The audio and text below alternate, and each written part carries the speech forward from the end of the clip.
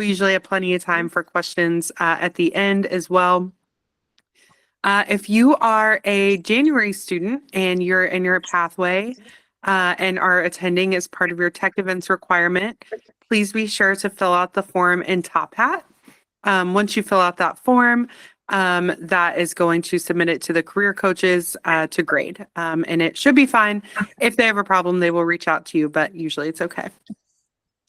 So our speaker tonight is one of my favorite types of speakers, a former student who is coming back to share her knowledge and skill set with you all. So Noni Bryar completed our web development course and is now actually mentoring for web development for us, which is so cool to see that circle of life happening. And she's going to present on Yes, You Have to Talk to People, a survival guide. So thanks again to everybody being here. And thanks, Nani. Take it away. All right. Hi, guys. I hope you guys are having a good evening. And thank you for dropping in. I'm sure some of you are just here to get your tech event out of the way, and that is totally fine.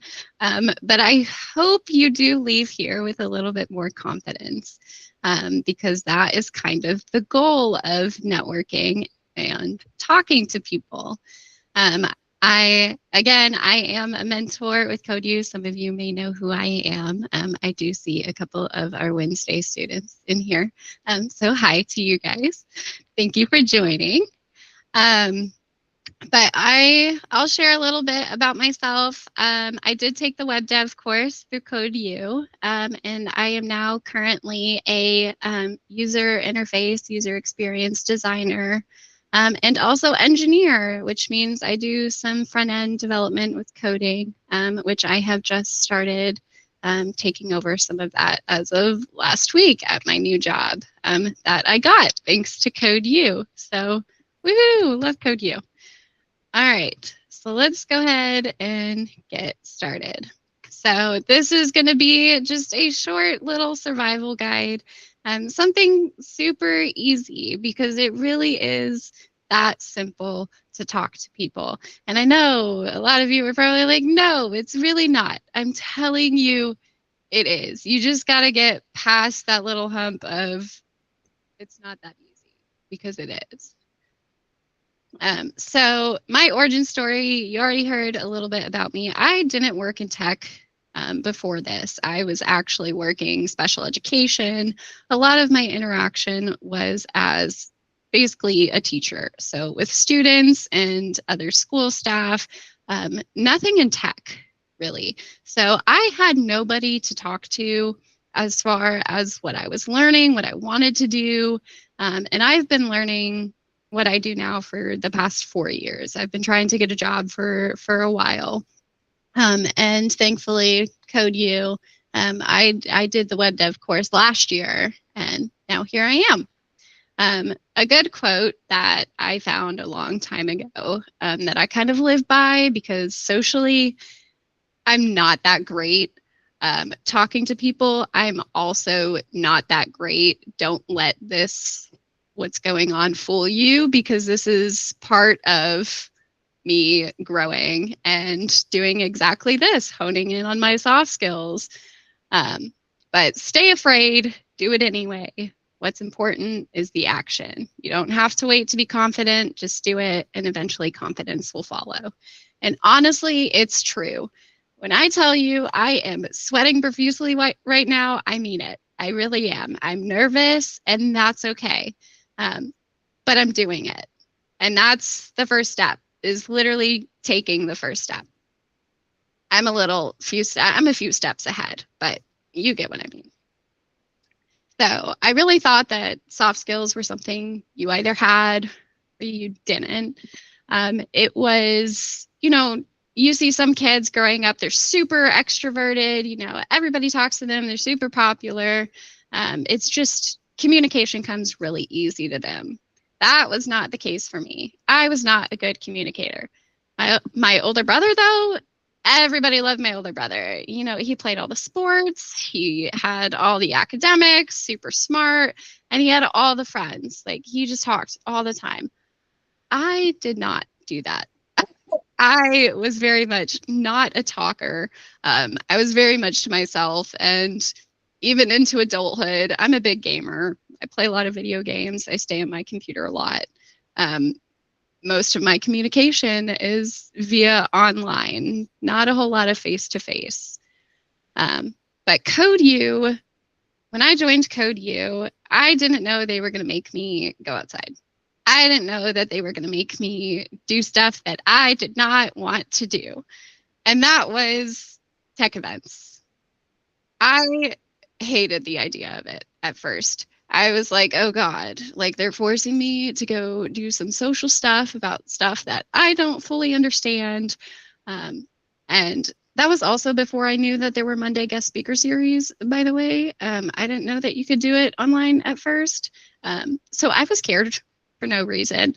I actually ended up doing a Monday guest speaker series for my first one. But I'll tell you right now, I did not care about it. It had stuff to do with like data analysis, and I had no interest. I have no interest in data analysis. That wasn't what I wanted to do. So after that, I was like, yeah, that was kind of disappointing. But I had to do another tech event. I was like, oh, great. Here we go again. But this time, I looked for something that I was actually interested, something that I felt like I could get something out of. So my first in-person meetup, I dove straight in. It was a Techstars meetup or a Techstars startup weekend. So basically, it was a full weekend, Friday night to Sunday night, of people pitching startups and then making an MVP by Sunday, pitching it, and then whoever wins, wins. Which my team actually ended up winning. Woohoo! It was great. Things just kind of like fell into place. They were pitching, people were pitching ideas, and then we got to go around the room and our teams together. And yeah, Heather, do you have a question?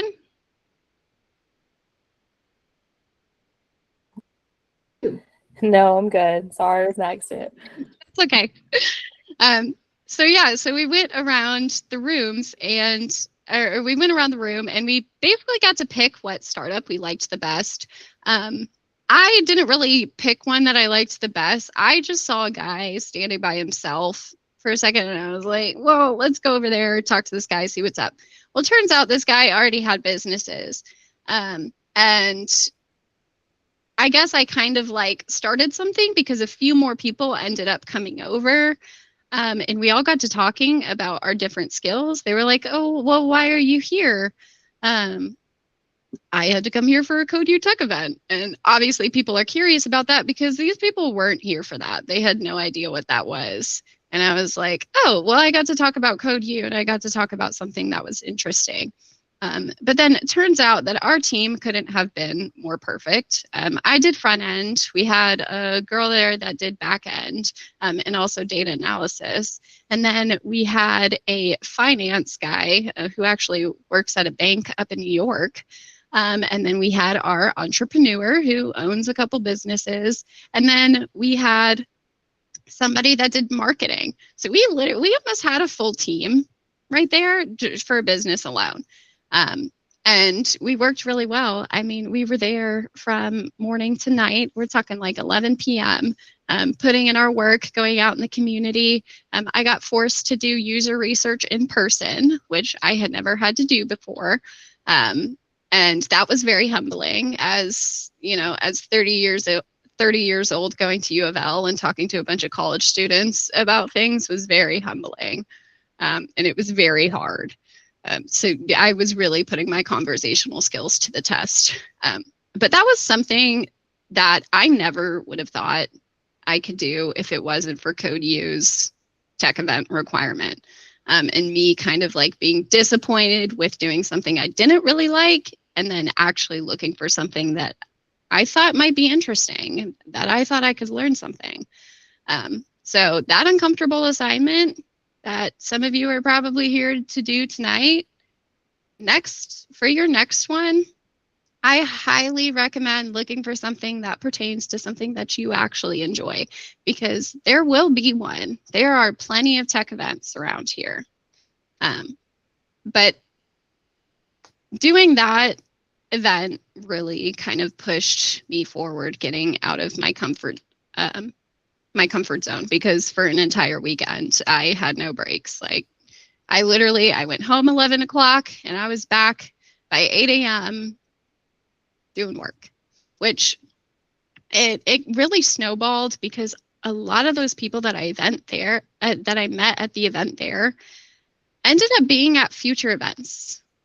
So every time I've gone to a coding event, or even just some sort of tech presentation, just random little events around the city, I'm typically seeing somebody that I met at this first event.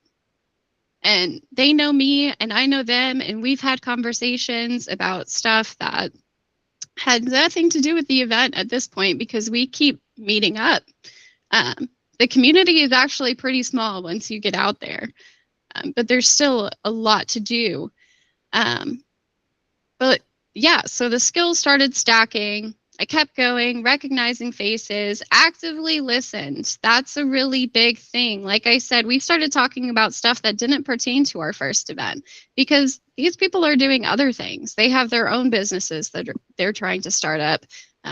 They're working with all sorts of programs and stuff that I have never even heard of.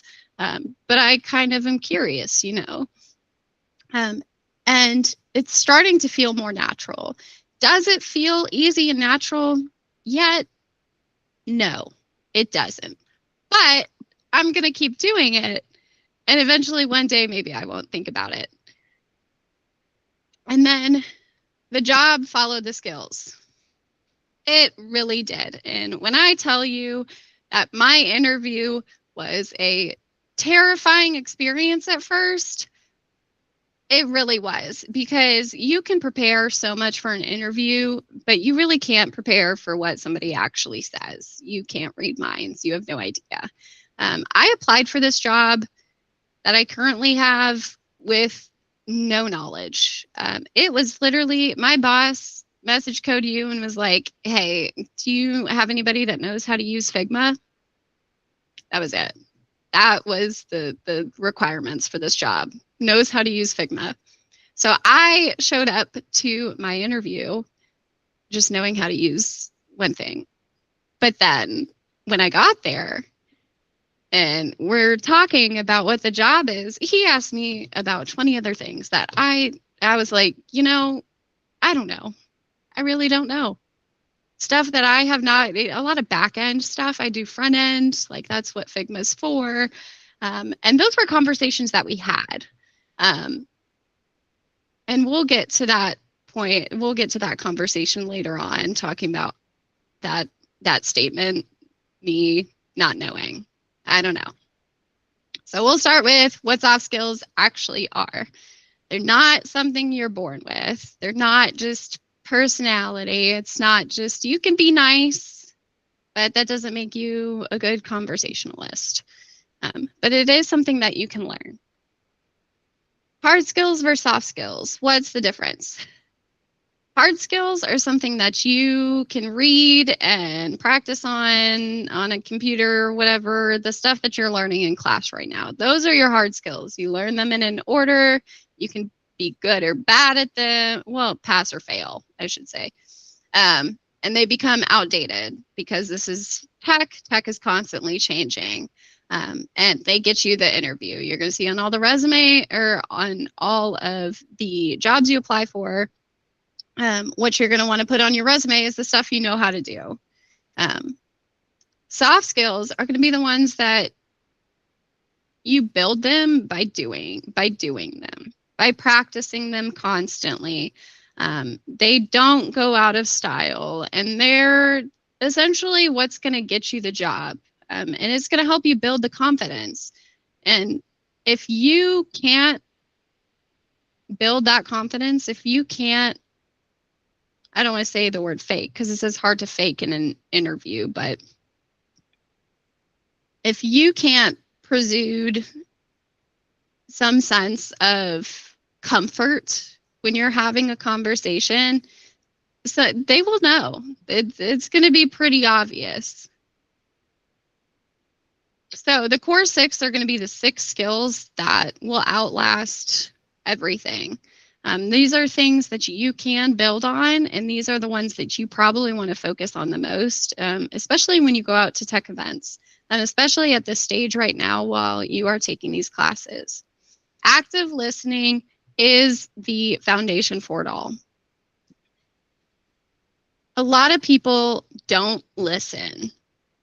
And I'm not saying you guys don't listen. I'm just saying that they don't listen to reply. Or they listen to reply, they don't listen to understand. You're not really hearing the words that are going through your ears. And that goes with saying a lot of people aren't doing tech events because they want to learn, but more so because it's an assignment. And I don't recommend that. I recommend practice. Those are the times you want to practice your active listening when you don't really want to. Because that's where you're going to get stuff that you might not have heard if you weren't really in it. And that goes into curiosity. You want to be curious about everything. It's okay to ask questions. It's okay if you think it's a dumb question. It's okay if you think it's not a question that really pertains to it. If it's a question that you want to ask, you can ask it. Nobody really is going to judge you for asking questions. I promise you.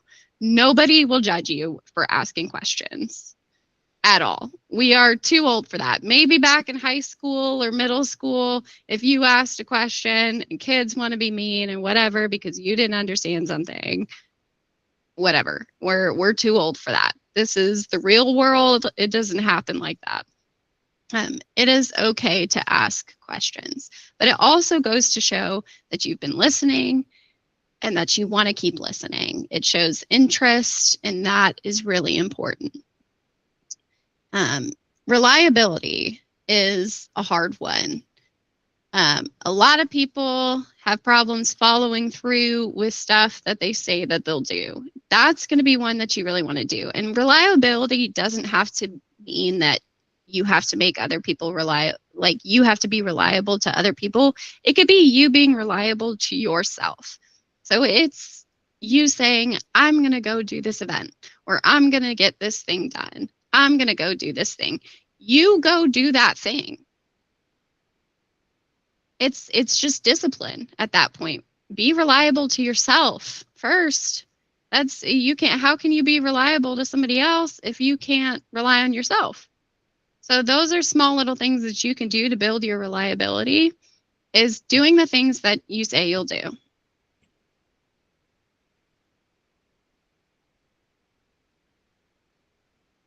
Yeah, my headset's dying. Let me plug it in real quick. Okay. The next one is collaboration.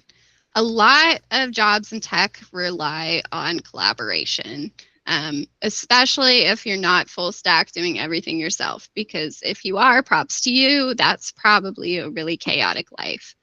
But most of the times you're going to be on a team, and you are going to have to work with people. You are going to have to learn how to communicate and talk to people.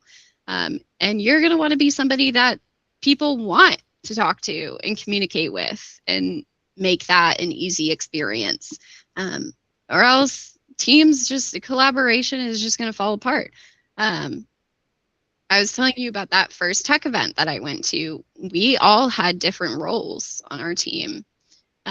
But what we relied on the most was communicating everything that we're doing. We were all doing separate things, but it all had one end goal.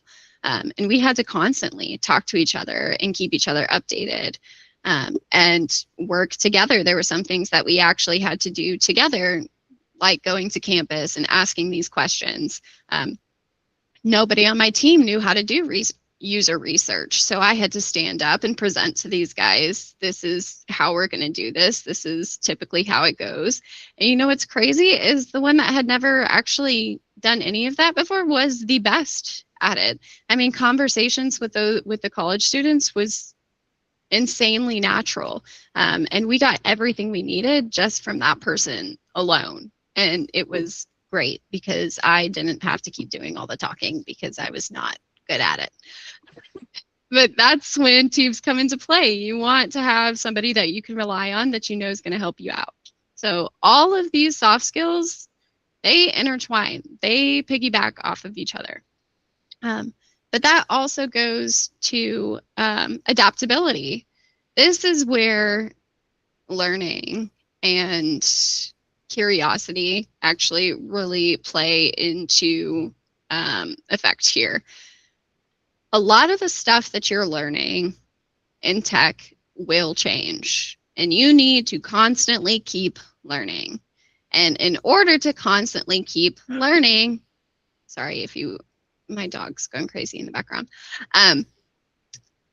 If you want to keep learning, you're going to have to use all of these skills all over again, going to different events, taking new classes, because I guarantee you, no matter what role you're in tech, there's going to be something that you're going to have to learn in the future. It's not going to stay the same forever, and your skill set needs to pivot. It needs to grow. And curiosity is going to be one of your best friends for that. Because if you have no curiosity, you have no will to learn new things or go forward, then it's going to be really, really hard for you. So it's best to practice those skills now, because curiosity is a skill. It is not just something that you have or you don't. It is as simple as asking questions. And then empathy. Empathy is kind of, it's a hard one to grow, but it's not something that you can't. You really need to have the ability to understand what your teammates are feeling, what the clients you're talking to are feeling. Even when you're interviewing, you want to be able to read the room. If they're starting to give signs that they're feeling uncomfortable, or that they're getting angry, just all sorts of emotions, you're going to need to be able to navigate that kind of world, because not everybody's the same, and you're not going to have the same experience everywhere you go. So gaining the ability to read the room is probably one of the hardest ones to practice. But I do highly recommend, it's just as simple as like people watching. But even when you're actively listening, it's the way that their voice sounds, their tone fluctuates. It is those simple little things. And you don't have to be like a super spy. You don't have to like read their blood pressure or anything. You don't have to see their pulse or the sweat on the brow. It's not that deep. But it is the things that you can hear and the things that you can see. You do want to kind of learn to pick up on those, and that way you can, adapt the conversation. All of these go into play in a single conversation, especially in interviews. How do you practice them? Well, you don't really need a special occasion. You don't need an event. It is something as simple as having a conversation wherever that is. Every interaction, it counts. That's a chance to grow. That's a chance to level up, whether it's with family or friends or online, at the grocery store. Any chance is a chance to practice these skills. It's that simple. You just talk. You just do it. Like my friend Shia LaBeouf here says, you just do it. I was going to play you guys the long motivational video of this, but I spared you that torture. It is very motivating. But like I said, where to practice? Every place counts, anywhere. Now, these are definitely tailored more towards what you guys are trying to do. We'll start with the easy ones, study groups. I used to facilitate study groups with my group in web dev with Code U. I would tell everybody, hey, we're meeting at this time in Discord. I'd post it in the Slack. And I would wait for people to show up, and we just kind of focus on our work for 2 hours. If people had questions, they'd ask questions. And sometimes Dan would pop up and say stuff and help us out in there. But it helped a lot. And I know particularly one of my classmates, she was in there pretty often, and it helped her a lot as well. But that's one of the easiest places to start at, is where you're at right now with your classmates in Code U. Talk to them, ask them questions, answer their questions. And it doesn't have to be in person. It does not have to be during class. It can be on Slack. If you see your classmates posting questions in Slack and you understand what they're asking, feel free to put something in there. Or if you don't understand what they're asking, hey, I kind of had that same question too, or I had this same issue too. It's as simple as like responding. It's as simple as responding. That's where it starts. That is your first step. That's just doing it. You're literally just saying something. That's it. And you guys may scroll through your Slack and whatever, and not respond, but I do encourage you to respond. You may learn things in there that you didn't ask in class, or you didn't even think to ask. So do be present in your Slack. Be present with Code U while you're learning this stuff, because it can help you, and it's going to help you grow those skills, those soft skills, because coding and whatnot is not the only thing you need to know. You do have to have those people skills. You do have to have those conversational skills. And that's where the harder stuff comes in, the tech events and the meetups. That's when you're talking to strangers face to face. But the fun fact is you may not have to see these people ever again after the first time. If you felt so embarrassed after your first one, you may not see these people ever again, and that's okay. But I guarantee you, they're not going home and thinking about you. They're not. If you did not stand there and talk to them or leave an impression, exchange information, even if you did, they're not going to go home and be like, wow, Noni, she was really embarrassing. She stumbled over every single word that she said. Nobody cares. Nobody cares that much. I'm telling you, that's just all in your head. It really is. I still think it all the time, but then I go and I tell myself, they're not thinking about me. They don't care about me. I know they don't. But that's also a great opportunity to practice those conversations and not have any of the drawbacks. You don't have to talk to them ever again. That is a free conversation. And then you don't even have to say bye to those people, because you're not friends. You don't know them. You may not even remember their name. If you didn't exchange your LinkedIn or anything like that, that's fine. That's okay. But you talk to them. And that's growth right there. That's enough right there. Maybe next time at your next event, you'll feel a little bit more comfortable. And that's okay. You don't have to do it at the first one. But the fact that you went to the first one, that's what's important. That's taking the action. That's just doing it. That's what you need to do. Because then you'll get to this hard mode right here. This is hard mode. Interviews and jobs. That's the real deal. All of this other stuff is just social. This is just practice. But interviews and jobs, that's the real deal. And like I said, my interview was so unpredictable. Because going in, I already knew nothing, because we were given nothing. They got a no Figma. Well, okay, but what else? A lot of other things, I'm telling you right now. And still to this day, they're asking me questions, and I'm like, I don't know. I don't know. But that's okay, because I'm going to learn it. And that's what they're expecting of me. But they also didn't expect me going into the interview to know absolutely everything. Because I'm not a genius. I may not be that smart either, and that's okay. But I know how to do what I do, and that's all that matters. And I know how to learn, and that's really important. That's the best skill, is having that confidence to be like, yeah, I don't know, but I can look it up. I can learn it. That's exactly what I'm doing. I've learned a whole lot of things that I never thought I would. I'll tell you, I work with a company that works with clinical trials. I know nothing about the medical field whatsoever. So the terminology everybody around the office is constantly using, just right over my head. Do I know what I'm designing for? I'm still not sure. I'm still not sure. But I'm learning new things every day. I'm working with developers and we're talking back and forth and we're like, well, this does this does this. Do I completely understand it? Not really, because I'm not a neuroscientist, but I work with one.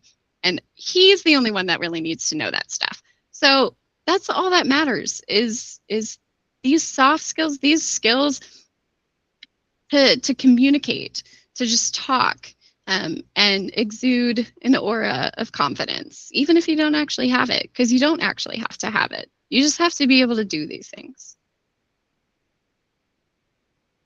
We'll talk more about this. So, how you communicate under pressure. Do you ramble when you're nervous? Do you ask for clarification when unsure? Can you explain your thinking out loud? Those are important things. Those are very important things. Rambling when you're nervous is okay, but in an interview, if they ask you one question and you're talking for 5 minutes, it's a little too long. They want to know if you can just be like, I'm not too sure about this, but I'm familiar with this, relating to other things. And that's where the adaptability comes into play too. If you're able to just answer a question and divert it to something else, related to something else, that is a great skill to have. And that is something you can prepare for. If, say, one job that you apply for is asking for some sort of program that you're not familiar with, but you've used one that's kind of like it. So like I've used Miro before as sort of like collaboration. But now they want me using just straight up, or actually, no, better one, GitHub. We're all using GitHub. We're getting familiar with GitHub. Now I'm having to use Bitbucket. And I've never used Bitbucket before, but it's the same thing. It's the same thing. And every time a developer at work or my boss has asked about Bitbucket, I'm like, well, no, but I've done GitHub. Every single one of them was like, well, it's the same thing. They didn't tell me, wow, that's dumb. Wow, I can't believe you haven't used this yet before. They're literally confirming that I've used something similar, and that's okay. They're not downplaying my experience with something else. They know that it relates to this and that I'd be able to use it. That's all that matters. Questions about the role, whether you're curious or just performing. You do want to do some research about the role before you go into an interview. Most of the time, interviews aren't going to be the same questions, especially if you're applying for smaller companies like I did. They're going to be very specific to that job itself. So you might want to do some research of just the company as a whole. You don't have to know or remember absolutely everything. But if you ask questions about, well, I saw that you guys do this, and I was curious on how you implemented that or how you do that, blah, blah, blah. Those are the kinds of questions that show that you're curious about the role, you've looked into it, and you have some sort of interest. And they like that. They really do like that. I did look up my company before applying. Did I know what I was looking at? No, still to this day. I actually was working on their WordPress website today and reading through all these articles. No, I have no idea what they say at all because it's all medical terminology and I just, again, right over my head. But I asked what they even did, like, because I didn't understand it and I was genuinely curious. I was like, well, what do you do here? And you know what? He was so happy to explain what they do. He had a whole presentation ready. We use these little neuro devices and stuff. And he was like, oh yeah, he pulled them out. We have these little mannequin heads absolutely everywhere. It's kind of creepy in the morning when the lights are off, but It's fine. But he was like, yeah, so we do this, that, the other. It was really interesting stuff. At that point, I was actually super interested because he was explaining it to me in a way that I actually understood, instead of using all these fancy words. Because again, I'm not a neuroscientist. But though that's important in an interview. It's a conversation. It's not a test. It's a conversation. You're not, now some of them will have tests. I'm not going to put that past them. But for the most part, it's the conversation that matters. It's finding out whether you're willing and able to do this role. And now we're getting to the point where I kept saying, I don't know, throughout this entire presentation. Well, your relationship with I don't know, that's okay. Saying I don't know, but here's how I'd find out is normal. It's normal, and it is a good thing to say, because if you just say you don't know and that's that and you leave it there, well then they're not going to care about you. They don't want you. They want you to want to know. That's why you always have to follow. I don't know, but here's how I find out. I don't know, but I've used this before. It is okay. It's not bad to say I don't know, because if you don't know, you don't know. And if you're going to sit there and pretend that you say that you know what they're talking about, or you know how to use this, well, then it's going to get to the point where if you do get hired, then you actually have to use that. And then you have to learn how to use it. And you have to learn how to use it with stuff that's already established. And it may be really, really hard. And you may be really, really slow at your job. And then you'll just underperform. And that's scary. You don't want to do that. You don't want to lie. You don't want to be like, hey, I really didn't know how to do this, because then your boss is not going to be very happy with you. You probably won't have that job for long. So I don't know is not a scary thing. It's okay to not know something. They're not going to sit there and be like, yeah, you're stupid. No, because you're not. And they know you're not. They know you have other skill sets. They know that you've done other things. And every job is going to be different. So there's always going to be a learning curve. I don't know this, but here's how I'd find out. It's as simple as that. It is okay to start with I don't know. Just make sure you follow it up.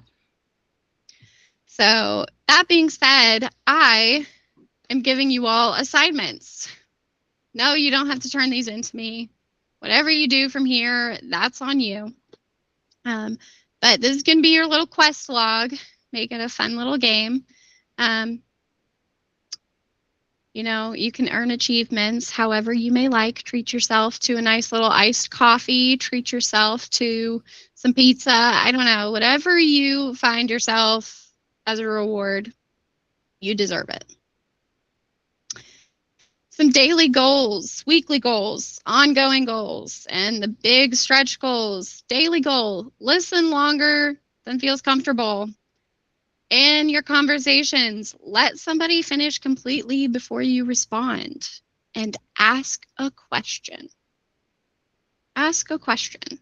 Listen, actively listen, and then ask a question. Continue that conversation.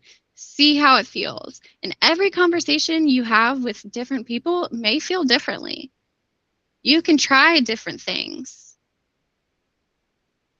whether it's online, via text like Slack or Discord or any of those other things, or in class on Tuesday, Wednesdays, Thursdays, or like I said, at the grocery store, just talking with the clerk when you're checking out your groceries. Just one simple conversation. Just talk longer. Get out of that comfort zone. If you think the conversation ends, make it go longer. Ask another question. You don't have to do that. One question's fine. But if you feel like talking longer, that's great. Look, you're already starting to feel comfortable. You already leveled up right there. Weekly goal. Ask a question you're afraid looks dumb. No question is a dumb question. No question is a dumb question. If you don't understand, you don't understand. And how are you going to understand things if you don't ask questions? It's okay. So this week in your classes, Ask a question.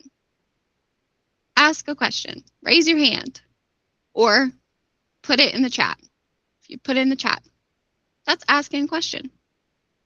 Simple as that. You don't even have to talk. Don't even have to use your voice. Just put it in the chat. Ongoing goal. Do one small thing you said you do. Build your reliability. Start with yourself and move on up. Text someone back. Show up when you said you would. Finish the task you committed to. Finish all those little things that you keep saying, I need to do. Do them. You got dishes in the sink? I got dishes in the sink. I gotta go do those after this, actually, or else I'm not gonna get to bed comfortably. But first I gotta put the dishes away out of the dishwasher, and then I gotta put all the dirty dishes in the dishwasher and start it all over again. But I'm gonna do it because I have to. And that's my one small thing I said I do, because I'm not doing laundry today. That can be tomorrow. Actually, I'll vacuum tomorrow. I have days where I do different chores. But that's something that works for me. Find something that works for you. Do one small thing, whether it's one thing a day, a couple things a day, one thing every couple days, whatever works for you. That's experience. That's working on yourself. Stretch goal, find one venue to practice this week. Class kind of counts, but I'd prefer you do one outside of class. Try to put together a study group. I've seen a few people in Slack try to put together study groups, and I don't know if they've really made it into fruition, but I do highly recommend them because a bunch of students are in the same place. So it only makes sense for you guys to work together, help each other out. That's what we're here for. Let a mentor know if you have questions, tag them in the Slack. But if there's a meetup this week, actually, I'm pretty sure there's one on Wednesday night. It might be Vibe Code night with KYX. I do recommend those. Those are a lot of fun. A bunch of people just come and code together, and then for an hour, there's usually a presentation of sorts. I think there's one on some sort of AI this week. AI is the big talk of a lot of tech meetups these days. And they are pretty interesting. I did OpenClaw one last month with KYX, and that was actually really cool because I knew nothing about OpenClaw, and now I still don't know a whole lot about OpenClaw, but I know it's something that I probably can't use. It's very complicated. But do something this week. Go out there. Go to an event. If you're not close to an event, find a virtual one. There are plenty of virtual events throughout this entire country, actually. You just got to Google it. Just look it up. Take that action. In fact, I'll count. If you just look one up and you find a few, post them in Slack. You don't even have to attend. Tag me in the Slack of an event that's not on the Louisville Tech event or the CodeU Tech events. Find one that's not on the CodeU Tech events and tag me in Slack. And I will consider that your 100 XP because that in itself is an action, and that's important. And heck, you might find it and be like, wow, I actually like that. Maybe I will go see that. So that's your goal. That's your big goal. You've got this. You've got this. I believe in every single one of you. If I can do it, I know you can, because I'm still scared. And yet here I am, sitting here talking to all of you guys, way out of my comfort zone. I did not think I would ever do this. I did not think I would be, a motivational speaker, but here I am. And that's pretty much all I have for you guys. So I believe in you. Just go out there and just do it. Do it. Any questions? Nani, that was so great. Thank you. Can you talk a little bit about, this is sort of on topic, but just your journey in finding your first tech role? I know Brian put a note in Slack earlier today. We've had a lot of people really discouraged, and I know it takes a lot of hard work. I mean, you're not going to just apply to, for the most part, you're not just going to apply to a job and get it. There's a lot that goes on behind the scenes. So can you just talk a little bit more about how you went about that, other jobs you were applying to, that sort of thing? Yeah. I may not be as organized as other people. You may go online and see people talk about making Excel spreadsheets and doing the whole 9 yards and whatnot and keeping track of those. I have never been good at that. I've been applying to jobs for 4 years. Um, that's hard to keep track of after a while. And before, I was just applying to anything and everything that was like front end or web dev or just really entry level internships, stuff like that. And 95% of the time, I never heard anything back. And if I did, it was usually a rejection. And that's fair because I'm still pretty entry. I'm still pretty new to the scene. And a lot of times I kind of undercutted my resume before Code U, obviously. I didn't really know how to do that. I really didn't know how to put my resume together. And thankfully, I probably sent my resume for one of the jobs I applied for like 3-4 times to the career coaches here, just because I found a role that I really wanted and it sounded really cool and I had 0 experience in it. So I was like, let me just do this and say this and maybe that'll work. It didn't work. But that's okay. That's okay because I learned from that one. Probably apply to roles that you feel you actually want and they're really you have the skill set for. Be a little realistic. Like, I'm not going to apply for a full stack development job when I don't know how to do anything back end whatsoever. It's just being realistic is probably the best way to go about that. But I liked to look for a lot of the jobs. I was constantly, even still today, I'm looking at the job search in the Slack. I'm constantly going through it. I hardly ever saw UI UX positions, which is the stuff that I'm most passionate about. It's like it's more design based than anything. I have a lot of fun with that. There's not a whole lot of openings around here. So when I saw the one that I have now, I jumped at it. I didn't care that all it asked for was Figma and that was that. But after having applied for so many places and not hearing a whole lot back, it kind of like downplayed my confidence a little bit. And that's going to happen. I won't lie to you. It's not easy to get rejected. But it's a matter of keep applying and keep looking for those roles that you feel are the best for you. Being realistic is the best thing that you can do. And the realistic part of me getting my job was the fact that I knew the one thing that he was actually asking for. He really didn't care that I didn't know much about anything else that they do.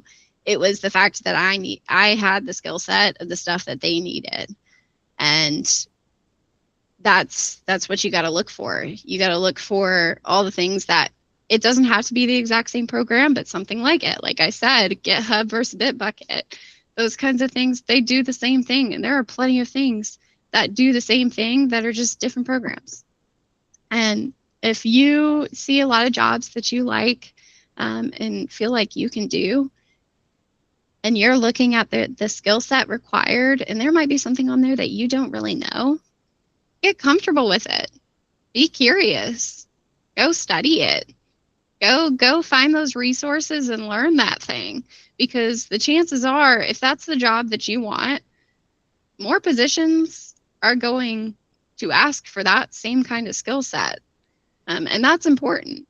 If that's a job you want to do, you got to be able to do the things that they're asking of you. So just be realistic. That's what got me my job, was the fact that I was real all the way through. My interview was actually an hour long, and it was very conversational. And it felt very natural. It was terrifying. It was horrifying. Actually, the entire time, I'm like, I don't know what the heck this guy is talking about. But I told him that. I was like, I don't know this, but this is stuff that I've done, and here's stuff that I've done. We even walked through my portfolio, and I got to talk about stuff that I did, which let me tell you, the stuff in my portfolio is nothing like what I'm working on right now. Absolutely not even close. But I have the skill sets to do what they need to do, and I'm learning how all of that works at the same time. And a lot of jobs are going to be like that because, like I said, you're not going to know what you're going to get into.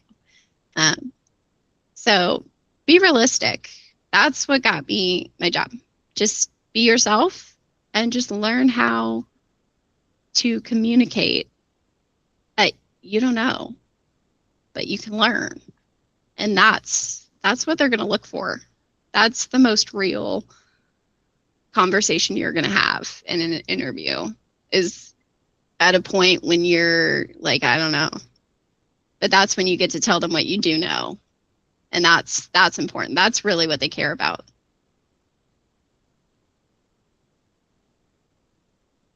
But yeah, that's where I'm at now. 4 years.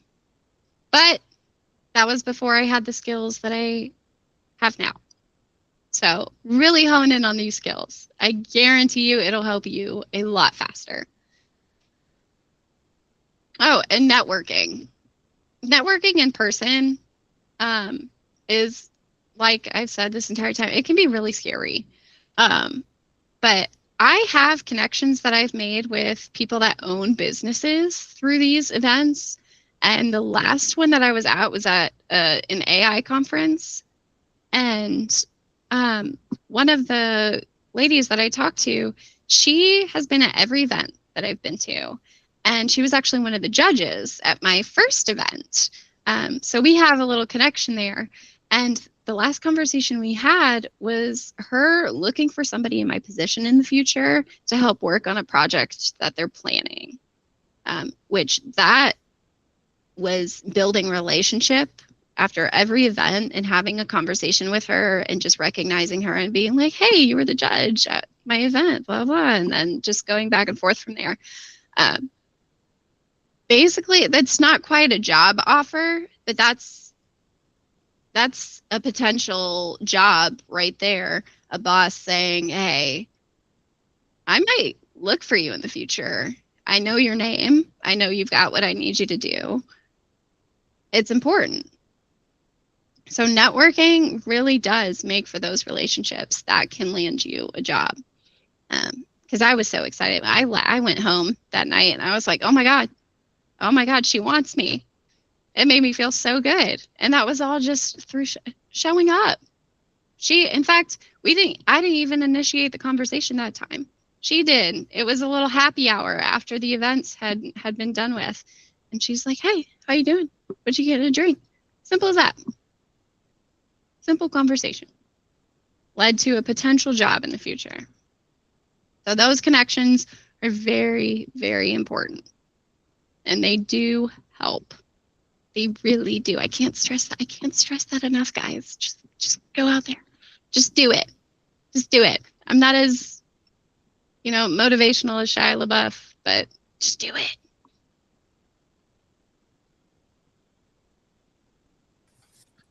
Are there any other questions? Perhaps?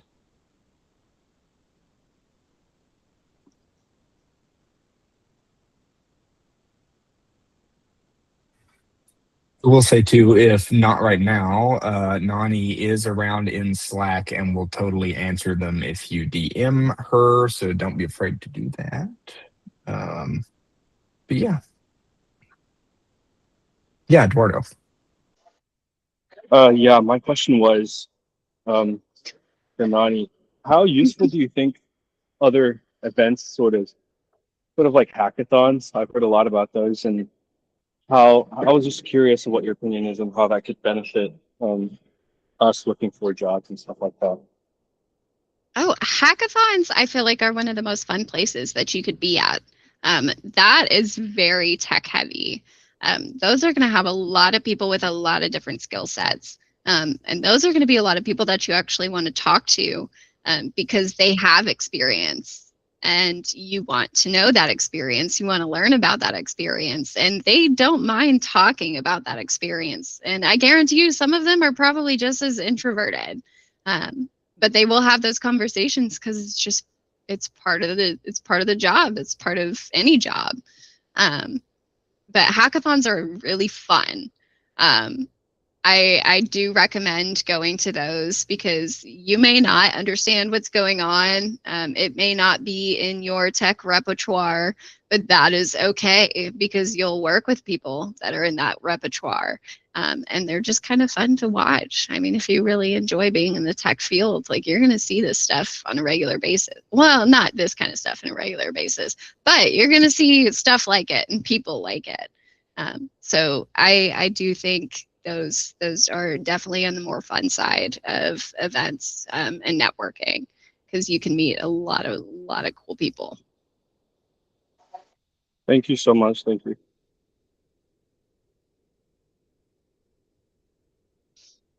All right, any other questions? Anybody else curious about things? No, that's okay. But thank you guys for listening in on me today. I appreciate it. And I hope you guys leave with a little bit more confidence and a little bit more motivation to do these things. Because I really hope I see you guys in the future at some of these events because I will be staying local. I am here in Louisville and I do attend them. So if you ever see me there, I am so glad to have a conversation with you. Feel free to say hello. Well, hey, I got a question for you real quick. Yeah, of course. So when you're talking about the empathy portion, that being the hardest thing, how long would you reckon it would take someone to get, to, I guess, get on the lower end of the empathy spectrum a little bit? Because right now, my job every day is talking to people on the phone. And empathy, I'm sorry, I just don't have it. I could care less if you are breaking your phone, your computer. I don't care. I can fix your problem. So, I mean, what would you think would be the best way for someone to kind of develop empathy a little bit without sounding like a complete jerk? Nicely.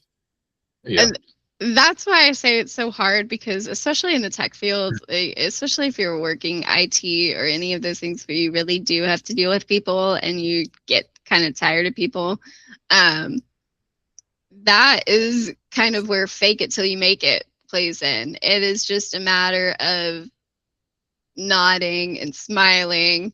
That is the bare basics of empathy, just at least showing on your side that you're listening and trying to understand what the problem is. That's just putting on your customer service face and being like, that's it. It's as simple as that. You don't have to, read their mind or know exactly what they're feeling. It's just a matter of, I understand. I get that. I understand. Sure. It's just little acknowledgments of the conversation of what they're trying to convey. And over the phone, it can be really, really hard. But even, over the phone, sometimes you just don't even have to worry about the empathy. I'm sure you're listening to whatever the problem is. You don't have to care what the problem is. You don't have to care. It's just if it's something you got to fix, it's something you got to fix. So don't stress too hard about the empathy part. That's why I said it's real hard. But when you're in person, it's a lot harder to hide the fact that you don't care. That's when you got to learn how to fake it, where you fake it till you make it. That's where you just, nod and smile. Yeah, because I was looking at the comment there that Stephanie made. Pretend you're talking to your mom and dad. I don't have a problem telling my mom or dad that they're a complete idiot. Yeah, you don't want to do that to a stranger, unless they absolutely deserve it. That's where you draw the line. Okay, I appreciate it. Thank you. No problem.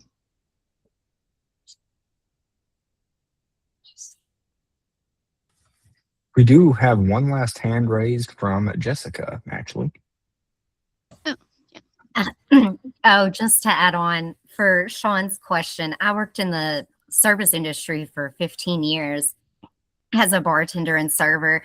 And after a while, you just feel jaded by people. But I found that if I separated myself from the actual business and thought of myself more as the customer's representative to solving the problem, I could feel their frustration and help better and gain more empathy for them. Yeah, definitely putting yourself in somebody else's shoes. They say that all the time. That's a common saying. Put yourself in somebody else's shoes. Um, it's a good way to look at it. Heather. Okay, so when we're talking about making connections through like in-person tech events or online tech events, are there other options? I heard several mention things like LinkedIn, just any other avenues to explore as far as making connections. Yeah, LinkedIn is probably your biggest like end game there. So when you're at in-person and online events, if somebody shares their LinkedIn, grab that LinkedIn, add that connection. But even just scrolling on LinkedIn, you'll get recommended articles, you'll get random recommended people that you're like, who the heck is this? Click on their profile, read about them, see what they do, see what other stuff they've posted. It's like Facebook, but for tech mostly. It's actually kind of fun stuff. And some people post really cool things. I've found some people actually via Instagram, some girls that post some really cute, like coded stuff on GitHub that I can go and take and play with. And it's a lot of fun. And I love that. LinkedIn's the best place that you can probably do that. I got lucky with Instagram. I'm on tech Instagram, so I get all those fun random videos about like UX UI designers versus back end developers. Very different lifestyles. It really is. But yeah, LinkedIn. Scroll through, just add whoever. I guarantee nobody takes LinkedIn as seriously as they do Facebook. They'll add anybody on LinkedIn. A connection is a connection. There's mine right there. Feel free to add me. But yeah, that's a really good avenue. You'll find a lot of videos, a lot of tutorials, a lot of just TED Talk type stuff. A lot of interesting stuff you'll find on LinkedIn. And you don't have to message absolutely every connection, but if there's a connection that you're genuinely like, oh, wow, this person's really interesting, they're doing what I want to do, maybe I could ask them a question. You can message them, connect with them and ask them a question. That's what LinkedIn is for. It's a network. And it's a place to build your network. And what better way to do it than just do it? Just add them. Just message them. Just keep doing it. Don't be scared. Nobody's going to judge you. Now, if you're on there posting stuff about, I don't know, food recipes and what your neighbor is doing, you'll probably hear some things. It's not Facebook. Probably want to keep it more business related. But it is a highly recommended place to go for connections. And to end game, like I said, with every in-person and online tech event, people are going to ask for your LinkedIn and you are going to ask for theirs.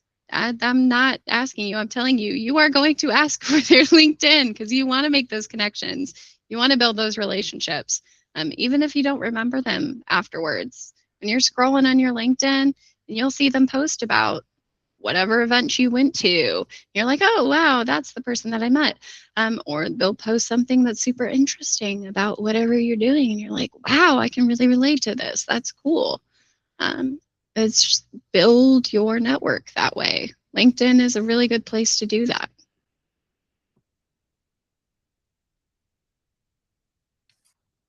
Well, Nani, thanks a bunch for the excellent talk. Really appreciate it. Got a lot of great compliments and stuff in the chat. Really appreciate you doing it. It's really great when we have graduates come back and talk. It's really nice.